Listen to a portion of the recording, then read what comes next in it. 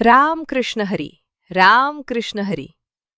माऊली, आजची ही कथा एका अशा युगाची आणि एका अशा चरित्राची साक्ष देणार आहे, जे ऐकताना अंगावर काटा येईल आणि डोळ्यांतून अश्रू वाहतील. ही कथा आहे श्रद्धेची, ही कथा आहे प्रेमाची आणि ही कथा आहे एका स्त्रीच्या अफाट सामर्थ्याची. आज आपण पाहणार आहोत पतिव्रता शैब्याची महान गाथा.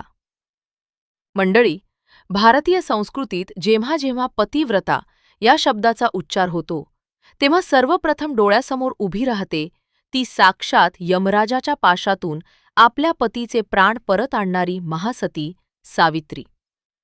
सावित्रीची कथा आपण युगायुगांपासून ऐकत आलो आहोत. तिची पूजा करत आलो आहोत. परंतु जर सावित्री हे पतिव्रता धर्माचे तेजस्वी प्रतीक असेल, तर सती शैब्या ही त्या धर्माची पराकाष्ठा आहे, हे खूप कमी लोकांना ज्ञात आहे.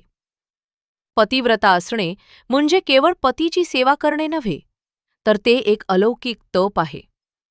ज्या तपाची धग इतकी प्रचंड असते की साक्षात सृष्टीच्या नियमांनाही तिथे तडा जातो.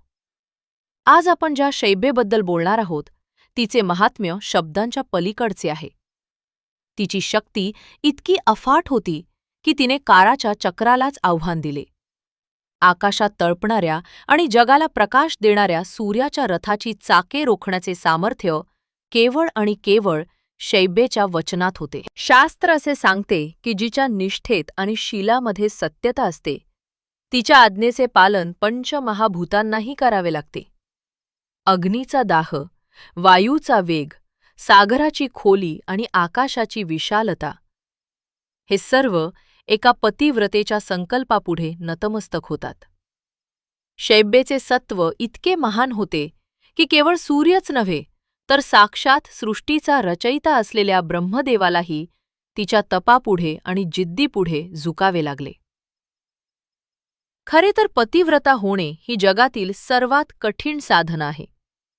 जिथे स्वतःच्या अस्तित्वाचा विसर पडून केवळ त्याच्या चरणी सर्वस्व अर्पण केले जाते, तिथेच या शक्तीचा उदय होतो.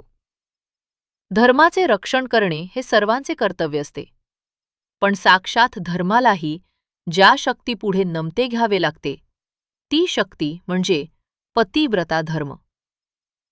चला तर मग आज जाणून घेऊया अशाच एका महान मातेची, सती शैब्येची ही रोमहर्षक आणि अंगावर शहारे आणणारी कथा. त्या अगोदर मंडळी एक विनंती करते.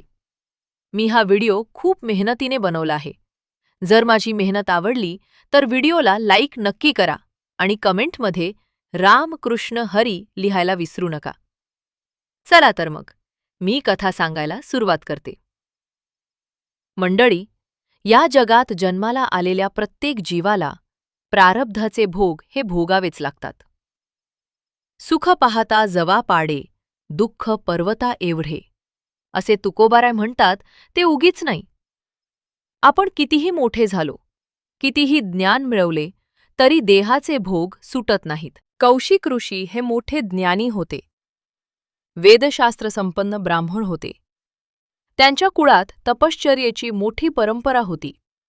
पण म्हणतात ना, विनाशकाले विपरीत बुद्धी. काही पूर्वकर्मामुळे म्हणा किंवा प्रारब्धाच्या फेऱ्यामुळे कौशिक ऋषींचा तोल गेला. एका गणिकेच्या, एक वेश्येच्या, अर्थातच एका रूपाजीवेच्या प्रेमात ते आकंठ बुडाले. ज्याने वेदघोष करायचा तो विषयाच्या नादी लागला, आणि याचा परिणाम काय झाला? त्यांना भयंकर व्याधी जडली. कुष्ठरोगासारखा असाध्य आजार त्यांना झाला. माऊली, कल्पना करा त्या अवस्थेची. ज्या शरीराची लोक पूजा करत होते, तेच शरीर आता सडू लागले होते. हातापायाची बोटे झडू लागली होती. जखमांमधून रक्त आणि पू वाहत होता. अंगाला दुर्गंधी येत होती. माशा घोंघावत होत्या. घरातून बाहेर पडणे मुश्किल झाले होते. समाज ज्यांना मान देत होता, तोच समाज आता नाके मुरडू लागला होता. पण या सगळ्यात एक व्यक्ती अशी होती जिची निष्ठा तीळ मात्रही ढळली नव्हती. ती म्हणजे त्यांची धर्मपत्नी शैब्या. शैब्या ही साधी स्त्री नव्हती. ती एक महान तपस्विनी होती. पतीच्या शरीराला दुर्गंधी येत असतानाही ती त्यांची सेवा अशा भावाने करत होती जणू ती साक्षात विष्णूचीच पूजा करत आहे. ती पहाटे लवकर उठायची, पतीचे कपडे धुवायची, त्यांच्या जखमांना औषध लावायची, त्यांना भरवायची. कौशिक ऋषी आजारपणामुळे चिडचिडे झाले होते. ते सतत तिला टोमणे मारायचे, रागवायचे, कधीकधी वस्तू फेकून मारायचे. "ए शैबे, तुला दिसत नाही का? भाजी अळणी झाली आहे. ए शैबे, पाणी किती गरम दिले आहेस? मला जारायचे आहे का तुला?" असे कठोर शब्द ऐकूनही शैबेच्या मुखातून एकच शब्द यायचा, "क्षमस्व स्वामी, पुन्हा चूक होणार नाही." ती कधीच उलट बोलली नाही. तिने कधीच तक्रार केली नाही. तिने मानले होते की पतीची सेवा हीच ईश्वराची सेवा आहे. पद्मपुराणमध्ये उल्लेख आढळतो की ती स्वतःला पतीची दासी मानून कोणत्याही फळाची अपेक्षा न करता सेवा करत असे. हे निष्काम कर्मयोगच होते. मंडळी, काळाचा महिमा बघा कसा असतो. दिवस मागोमाग दिवस सरत होते. कौशिक ऋषींचा देह कुष्ठरोगाने अक्षरशः पोखरून काढला होता. शरीराचा एक एक अवयव गळून पडत होता. वेदनांचा डोंब उसळला होता. पण म्हणतात ना, देह थकला तरी वासना थकत नाही आणि शरीर म्हातारे झाले तरी इच्छा तरुण राहतात. शरीराला रोगाची कीड लागली होती खरी, पण त्याहीपेक्षा भयानक अशी विषय वासनेची कीड त्यांच्या मनाला लागलेली होती. अशाच एका दिवशी कौशिक ऋषी आपल्या पर्णकुटीबाहेर विषण्ण अवस्थेत बसले होते. दुपारची वेळ होती. रस्ता तसा शांत होता, पण तेवढ्यात वातावरणात एक वेगळाच सुगंध दरवळला. दूरवरून एक अत्यंत रूपवान वेश्या त्या मार्गाने येत होती. तिचे ते रूप तरी कसे वर्णावे? जणू काही कामदेवाने स्वतःच्या हाताने घडवलेली ती सजीव मूर्तीच. अंगावर भरजरी आणि आकर्षक वस्त्रे, दागिन्यांची लीलया मांडणी आणि चालीत एक नशिली ऐट. तिचे ते लावण्याचे भांडार पाहून मोठमोठ्या राजा महाराजांचीही सिंहासने डळमळीत होत. तिथे सामान्य मानवाची काय कथा? ती आपल्याच धुंदीत, पैंजणांच्या नादात आणि नखरेल पदानी रस्ता ओलांडत होती. जशी ती गणिका कौशिक ऋषींच्या नजरेच्या टप्प्यात आली, तसा ऋषींच्या संयमाचा बांध फुटला. मृत्यूच्या दारात उभ्या असलेल्या त्या जर्जर देहात पुन्हा एकदा कामवासनेचा अग्नी भडकला. जिला पाहून डोळे दिपावेत अशी ती लावण्य लतिका समोरून जात असताना ऋषींचे भान हरपले. कुष्ठरोगाने विद्रूप झालेल्या त्या शरीरात पुन्हा एकदा भोगाची लालसा सळसळू लागली. त्या क्षणभंगूर मोहाने ऋषींच्या मनाचा ताबा घेतला आणि त्यांच्या डोळ्यात पुन्हा एकदा विषयाची भूक जागी झाली. मंडळी, त्या गणिकेला पाहून कौशिक ऋषींची अवस्था एखाद्या कासावीस झालेल्या माणसासारखी झाली. दिवस मावळला, रात्र झाली, पण ऋषींच्या डोळ्याला काही डोळा लागेना. शरीराचा दाह तर होतच होता, पण त्याहीपेक्षा भयानक असा कामवासनेचा अग्नी त्यांच्या मनाला जाळत होता. ते बिछाण्यावर सारख्या कूस बदलत होते, अस्वस्थ होत होते.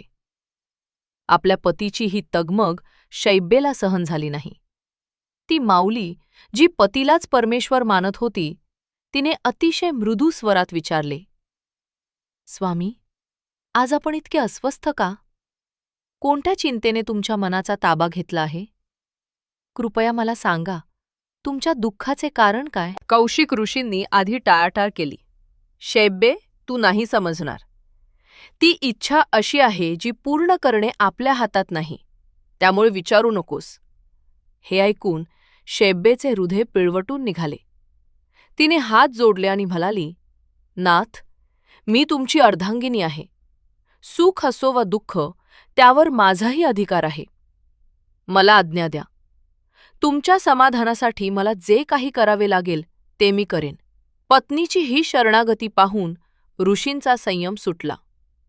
लाजेने मान खाली घालत जड आवाजात ते म्हणाले, "शैब्ये, तुझ्या सेवेत कधीच उणीव नसते ग. पण आज माझे मन एका मोठ्या पापात अडकले आहे." मगाशी रस्त्यावरून जी गणिका गेली तिचे ते रूप पाहून मी मोहात पडलो आहे. माझा जीव तिच्यासाठी तळमळतोय. जर ती मला मिळाली नाही तर मी जिवंत राहू शकणार नाही. हे बोलताना ऋषींना स्वतःचीच घृणा वाटत होती. त्यांनी डोळे मिटून घेतले. मंडळी, विचार करा, त्या साध्रीवर काय बेतले असेल? ज्या पतीची सेवा करणे हेच जिने जीवनाचे ध्येय मानले, तो पती आज दुसऱ्या एका वेश्येसाठी झुरत होता. हे शब्द एखाद्या वज्राप्रमाणे शेब्बेच्या काळजावर आदळले. डोळ्यात पाणी तरळले, पण क्षणात तिने ते पुसले. कारण तिच्यासाठी पतीचा धर्म नाही, तर पतीचा प्राण महत्वाचा होता. शेब्बेने मनाचा निग्रह केला आणि म्हणाली, स्वामी, तुम्ही स्वतःला त्रास करून घेऊ नका. तुमच्या प्राणांपेक्षा मला काहीच प्रिय नाही. जर त्या गणिकेची भेट होऊन तुमचे प्राण वाचणार असतील तर मी वचन देते की तुमची ही इच्छा मी नक्की पूर्ण करेन. हे ऐकून कौशिकांना धक्काच बसला. आपली पत्नी स्वतः आपल्याला एका गणिकेकडे घेऊन जायला तयार आहे, यावर त्यांचा विश्वासच बसेना. दुसऱ्या दिवशी पहाटेच्या अंधारात जेव्हा सारे जग झोपलेले होते, शैब्या उठली. तिने टोपलीत शेण घेतले आणि त्या गणिकेच्या घराबाहेर पोहोचली. कोणीही पाहण्याआधी तिने त्या गणिकेचे अंगण स्वच्छ झाडले आणि अतिशय सुबक असा सडा सारवण केला. हे काम करून ती कोणालाही न दिसता परत आली. सलग 3 दिवस हा नित्यक्रम सुरू होता.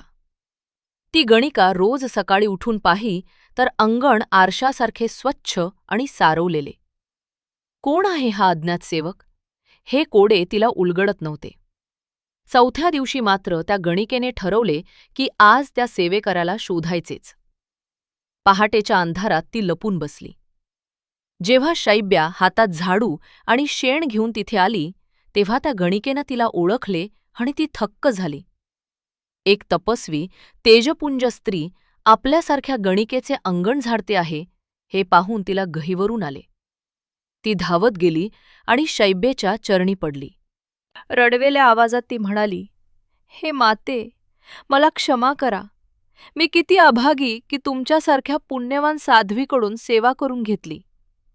तुम्ही हे का करत आहात? तुम्हाला काय हवे ते मागा. सोने, नाणे, रत्न मी सर्व द्यायला तयार आहे. शैब्येने तिला प्रेमाने उठवले आणि म्हणाली, बाळा, मला धनदौलत नको. मला फक्त तुझे एक वचन हवे आहे. जर तू मला मदत करण्याचे वचन दिले तरच मी माझे मागणे मागेन. गणिकेने हात जोडून सांगितले, माते, तुम्ही निस्संकोचपणे मागा. तुमच्यासाठी मी काहीही करेन. तेव्हा शैब्येने आपली मागणी मांडली. सुंदरी, माझा पती तुझ्या रूपावर भाळला आहे. त्यांना कुष्ठरोग झाला आहे, पण त्यांची इच्छा तुला एक क्षणभर तरी भेटण्याची आहे. त्यांचे प्राण आता केवळ तुझ्या भेटीवर अवलंबून आहेत. माझ्या पतीचे प्राण वाचवण्यासाठी तू त्यांचा स्वीकार करशील का? हे ऐकून गणिका हादरलीच. ती म्हणाली, माते, तुम्ही किती महान आहात. पतीच्या सुखासाठी तुम्ही माझ्यासारख्या स्त्रीकडे पदर पसरताय. त्यांचा रोग आणि अवस्था पाहून मला त्रास होईल हे नक्की, पण तुमच्या या पातिव्रत्याचा मान राखून मी त्यांना नाही म्हणू शकत नाही. मी वचन देते, आजची रात्र मी त्यांच्यासाठी राखीव ठेवीन, पण त्यांना माझ्या घरी यावे लागेल. शैब्येने कृतज्ञतेने तिचे आभार मानले आणि ती घरी परतली. घरी येऊन तिने पतीला ही आनंदाची बातमी दिली. स्वामी, मी त्या गणिकेची परवानगी घेऊन आले आहे. आज रात्री तिने तुम्हाला बोलावले आहे. कौशिक ऋषींचा आनंद गगनात मावेनासा झाला, पण पुढच्याच क्षणी ते निराश झाले. ते म्हणाले, शैब्ये, तू व्यवस्था तर केलीस, पण मी तिथे जाणार कसा? माझ्या शरीरात तर उठून चालण्याचेही त्राण उरले नाहीत. माझे पाय जमिनीला टेकवत नाहीत. ही समस्या मोठी होती, पण शैब्येने त्यावरही मार्ग शोधला होता. ती म्हणाली, स्वामी, त्याची काळजी तुम्ही करू नका. माझे खांदे अजून खंबीर आहेत. मी तुम्हाला माझ्या पाठीवर उचलून तिथे घेऊन जाईन आणि तुमचे काम झाले की पुन्हा तुम्हाला उचलून परत घेऊन येईन. मंडळी, काय म्हणावे या निष्ठेला. एका बाजूला वासनेने आंधळा झालेला पती आणि दुसऱ्या बाजूला त्या पतीचे ओझे वाहून नेणारी ती त्यागराणी शैब्या. ती रात्र अमावास्येची असावी. आकाशात काळेभोर ढग दाटले होते. विजांचा कडकडाट होत होता. पाऊस रिमझिम पडत होता. रस्ता निसरडा झाला होता. सगळीकडे गुडूप अंधार. शैब्येने तयारी केली. तिने पतीला आधार देऊन उठवले. तिचे शरीर कोमल होते, पण मन पोलादी होते. तिने वाकून सर्व शक्ती एकवटून पतीला पाठीवर उचलले. कौशिक ऋषींचे हात तिच्या गळ्याभोवती होते. त्यांच्या जखमांचा ओलावा तिला जाणवत होता, पण तिने घृणा केली नाही. स्वामी, घट्ट धरा, मी हळूहळू चालते. ती चालू लागली. गावाबाहेरचा रस्ता, जिथे साप, विंचू आणि काटाकुटांचे साम्राज्य होते. पाऊस कोसळतोय, वीज चमकते आणि त्या प्रकाशात एक दृश्य दिसते. एक वाकलेली आकृती, जिच्या पाठीवर एक पुरुष आहे. प्रत्येक पाऊल टाकताना शैब्येचा श्वास फुलत होता. पायात काटे रुतत होते, पण आह असा शब्दही ती काढत नव्हती, कारण पतीला कळले तर त्यांना त्रास होईल. चिखलात पाय रुतत होते. कधी तोल जायचा तेव्हा ती स्वतःचा गुडघा जमिनीवर टेकून पतीला सावरत असे. सांभाळ ग, किती धक्के लागतायत, कौशिक ऋषी वरून ओरडायचे. माफ करा स्वामी, रस्ता दिसत नाहीये, ती विनम्रपणे म्हणायची. हे दृश्य पाहून आकाशातील देवही रडले असतील. इतके प्रेम, इतकी निष्ठा, हे मानवी शरीरात कसे शक्य आहे? पण माऊली, प्रेम हे शरीराच्या पलीकडचे असते. शैब्या ही केवळ शरीर वाहत नव्हती, तर ती आपल्या कर्तव्याचे ओझे वाहत होती. त्याच वेळी त्याच नगराच्या बाहेर एक दुर्दैवी घटना घडली होती. महान तपस्वी मांडव्य ऋषी यांना राजाच्या सैनिकांनी चोर समजून पकडले होते. त्यांना शिक्षा म्हणून सुळावर चढवले होते. मांडव्य ऋषी निर्दोष होते. ते मौन व्रत धारण करून तपश्चर्या करत होते. पण राजाच्या सैनिकांनी त्यांच्या आश्रमात चोरलेला माल पाहिला, जो चोरांनी तिथे टाकला होता, आणि ऋषींनाच चोर समजले. त्यांना तीक्ष्ण सुळावर बसवले होते. वेदनेने त्यांचा जीव तळमळत होता, पण आपल्या तपाच्या बळावर त्यांनी प्राण धरून ठेवले होते. ते ईश्वराचा धावा करत होते. हे नारायणा, हा काय तुझा न्याय? शैब्या त्याच मार्गावरून चालली होती. अंधार इतका होता की हाताला हात दिसत नव्हता. चालता चालता शैब्येचा अंदाज चुकला. ती मांडव्य ऋषींच्या सुळाच्या जवळून जात असताना तिच्या पाठीवर असलेल्या कौशिक ऋषींचा पाय अंधारात लटकणाऱ्या मांडव्य ऋषींच्या शरीराला जोरात लागला. आधीच मरणयातना भोगणाऱ्या मांडव्य ऋषींना तो धक्का असह्य झाला. त्यांच्या संयमाचा बांध फुटला. त्यांना वाटले, कुणीतरी आपल्या दुःखाची चेष्टा करत आहे, आपल्याला त्रास देत आहे. त्यांनी अंधारातच विचारले, कोण आहे तो नराधम, ज्याने मला या अवस्थेत पाय मारला? त्यांच्या मुखातून संतापाचा उद्रेक झाला. ते तपोनिधी होते. त्यांचे शब्द म्हणजे ब्रह्मास्त्रच. त्यांनी तिथेच शाप दिला, ज्या कुणा पाप्याने मला या मरणप्राय अवस्थेत पाय लावला आहे, त्याला मी शाप देतो. उद्याचा सूर्योदय पाहणे त्याला शक्य होणार नाही. जसा सूर्य उगवेल, सूर्याची पहिली किरणे पृथ्वीवर पडतील, त्याच क्षणी त्याचे मस्तक फुटून तो मृत्यू पावेल. तो शाप ऐकून शैब्येच्या पायाखालची जमीनच सरकली. आकाश कोसळले असते तरी इतके दुःख झाले नसते. तिने पतीला खाली उतरवले. कोण बोलले हे? कोणाचा आवाज आहे हा? तिला समजले की हे महान मांडव्य ऋषी आहेत. तिने त्यांचे पाय धरले. महाराज, क्षमा करा, अनावधानाने झाले हे. माझे पती आजारी आहेत, त्यांना दिसत नाही, आणि मलाही अंधारात दिसले नाही. मी मुद्दाम हे केले नाही. दया करा ऋषीवर, माझे सौभाग्य हिरावून घेऊ नका. पण मांडव्य ऋषी म्हणाले, मुली, माझे शब्द आता परत घेता येत नाहीत. बाण सुटला आहे. सूर्य उगवेल आणि तुझा पती मरेल, हा नियतीचा नियम आहे. माऊली, आता काय होणार? एका बाजूला ऋषींचा शाप आणि दुसऱ्या बाजूला एका पत्नीचे प्रेम. शैब्या तिथे रडत बसली नाही. ती खचली नाही. जेव्हा एका स्त्रीच्या कुंकवावर वेळ येते तेव्हा ती दुर्गा होते. ती सावित्री होते. तिच्या डोळ्यात आग पेटली. ती उभी राहिली. शैब्येने आकाशाकडे पाहिले. पूर्वेच्या दिशेकडे बोट करून ती गरजली. ती म्हणाली, हे ऋषीवर, तुम्ही तुमच्या तपाचा अभिमान बाळगता ना? तुम्ही शाप दिलात की सूर्य उगवताच माझे पती मरतील? तर मग ऐका या पतिव्रतेची प्रतिज्ञा. मी, शैब्या, माझ्या पातिव्रत्याच्या पुण्याईने, माझ्या निष्ठेच्या बळावर आज्ञा देते. उद्याचा सूर्यच उगवणार नाही. तिचा आवाज ब्रह्मांडात घुमला. जोपर्यंत माझे पती जिवंत आहेत, तोपर्यंत सूर्याचे चाक जिथे आहे तिथेच थांबेल. काळ स्तब्ध होईल. न दिवस होईल न रात्र सरले. सूर्यदेवा, तुला माझी शपथ आहे. जर तू एक पाऊलही पुढे टाकलेस तर माझ्या तपाच्या अग्नीने तुझे भस्म होईल. काय ताकद असेल त्या शब्दात! काय असेल तो आत्मविश्वास! एका सामान्य मानवी स्त्रीने साक्षात निसर्ग नियमांना आव्हान दिले होते. आणि आश्चर्य म्हणजे निसर्गाला ते मानावे लागले. शैब्या पतीला घेऊन परत आली. ती दारात उभी राहिली, हातात पाणी घेऊन संकल्प करून. थांब सूर्या, तिथेच थांब. रात्र सरत आली, पण पहाट होईना. पूर्वेला तांबडे फुटेना. कोंबडा आरवला, पण प्रकाश दिसेना. लोक जागे झाले. अरे, किती वेळ झोपलो आपण? अजून उजाडत का नाही?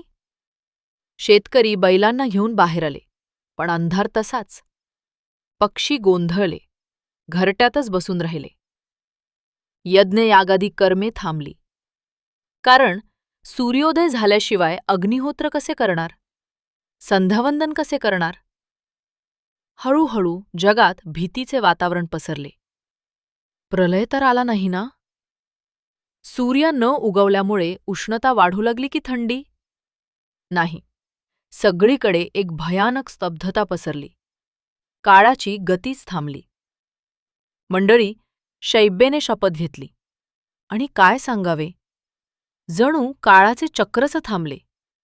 1 दिवस नव्हे, 2 दिवस नव्हे, तर सलग 3 दिवस सूर्यच उगवला नाही. सारे जग गडद अंधारात बुडाले. दिवसाचे व्यवहार ठप्प झाले. यज्ञयाग थांबले आणि निसर्गाचे चक्र कोलमडले. त्रैलोक्यात हाहाकार माजला. मानवांची काय कथा? साक्षात देवसुद्धा भयभीत झाले.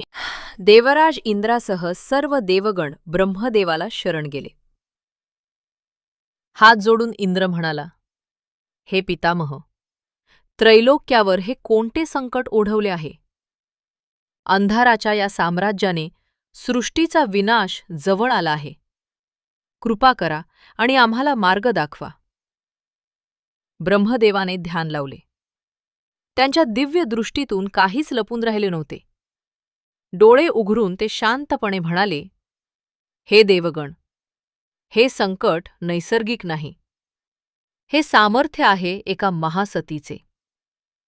पतीचे प्राण वाचवण्यासाठी सती शैब्येने सूर्यालाच उगवण्याची बंदी घातली आहे. हे ऐकून देवांना धक्काच बसला. एका मानवी स्त्रीचे इतके सामर्थ्य? पण उपाय काय? ब्रह्मदेव म्हणाले, चला, आता तिची समजूत घालण्याशिवाय पर्याय नाही. क्षणार्धात ब्रह्मदेव, इंद्र आणि इतर देवगण पृथ्वीवर त्या गणिकेच्या घराच्या वर आकाशात प्रकट झाले. त्यांच्या विमानांच्या आणि शरीराच्या तेजाने त्या काळोखात जणू हजारो सूर्य उगवल्यासारखा प्रकाश पडला. तो प्रकाश पाहून शैब्या दचकली. तिला वाटले, सूर्यदेवाने आपले वचन मोडले की काय? पण वर पाहते तो काय? साक्षात सृष्टीचा रचयिता ब्रह्मदेव आणि देवराज इंद्र तिच्या दारात उभे होते. ब्रह्मदेवाने खाली उतरून अतिशय मायेने शैब्येला साद घातली. हे पुत्री, तुझ्या तपापुढे आम्ही नतमस्तक आहोत. पण बाळा, तुझ्या एका पतीच्या प्राणांसाठी तू संपूर्ण जगाला अंधारात लोटणे योग्य आहे का? बघ, प्राणी मात्र तडफडत आहेत. तुझा क्रोध आवर आणि सूर्याला मुक्त कर. शैब्येने डोळ्यात पाणी आणून उत्तर दिले, हे पितामह, जगासाठी सूर्य महत्वाचा असेल, पण माझ्यासाठी माझे पतीच सूर्य आहेत. ऋषी मांडव्यांच्या शापानुसार सूर्य उगवताचं माझे पती मृत्यू पावतील. मी हे कसे होऊ देऊ? पतीशिवाय जगण्यापेक्षा मला मृत्यू प्रिय आहे. कोणत्याही पतिव्रतेने हेच केले असते, नाही का? तिचे हे उत्तर ऐकून देवांचे डोळे पाणावले. तिच्या निष्ठेची ही उंची पाहून ब्रह्मदेवही भारावून गेले. तेव्हा ब्रह्मदेवाने एक मध्यम मार्ग काढला. ते म्हणाले, शैब्य, तुझे पातिव्रत्य पाहून मी प्रसन्न झालो आहे. मी तुला वचन देतो, तू सूर्याला उगवू दे. शापामुळे तुझ्या पतीचा देह नक्कीच भस्म होईल, पण मी तुला शब्द देतो, त्या राखेतून मी त्यांना पुन्हा जिवंत करेन. आणि यावेळी ते रोगराईने जर्जर नसतील, तर कामदेवासारखे रूपवान आणि तेजस्वी असतील. तुला वैधव्याचे दुःख सहन करावे लागणार नाही, हे माझे वचन आहे. ब्रह्मदेवाचे शब्द म्हणजे काळ्या दगडावरची रेघ. शैब्येचा त्या शब्दांवर विश्वास बसला. तिने हात जोडले आणि म्हणाली, हे प्रभू, लोककल्याणासाठी मी माझी प्रतिज्ञा मागे घेत आहे. आणि तिने सूर्याला उगवण्याची परवानगी दिली. अरे काय आश्चर्य! 3 दिवसांनंतर पूर्व क्षितिजावर लाली पसरली. सूर्यदेव प्रकट झाले. सूर्याचे पहिले किरण जमिनीवर पडताच मांडव्य ऋषींच्या शापानुसार कौशिक ऋषींचा देह अग्नीच्या ज्वाळांनी वेढला गेला.